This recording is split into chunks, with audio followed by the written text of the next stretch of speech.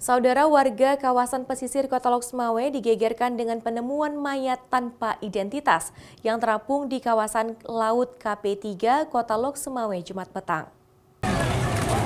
Setelah menerima laporan dari masyarakat, kemudian tim gabungan Basarnas Aceh Utara bersama Lanal Lok Sumawe dan kepolisian langsung menuju ke lokasi dengan menggunakan 2 speedboat untuk melakukan evakuasi. Mayat berjenis kelamin laki-laki tersebut ditemukan tim evakuasi sekitar 1 mil dari bibir pantai kawasan KP3 Lok Sumawe. Kemudian tim gabungan langsung membawa ke dermaga tempat pendaratan ikan di Desa Pusong, Lok Sumawe. Dari jasad mayat tersebut, petugas tidak menemukan identitas apapun. Namun petugas mengatakan jasad mayat tersebut mengenakan celana jeans, kaos hitam, warna kulit sawo matang, dan tinggi badan sekitar 165 cm. Kita terima informasi dari nelayan bahwa ada mayat yang ngapung, jadi kami ambil tindakan langsung, jadi bergabung dengan seluruh tim yang ada.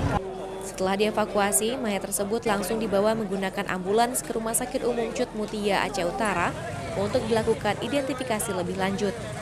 Warga yang mengetahui kejadian itu pun langsung berbondong-bondong mendatangi lokasi untuk melihat langsung proses evakuasi.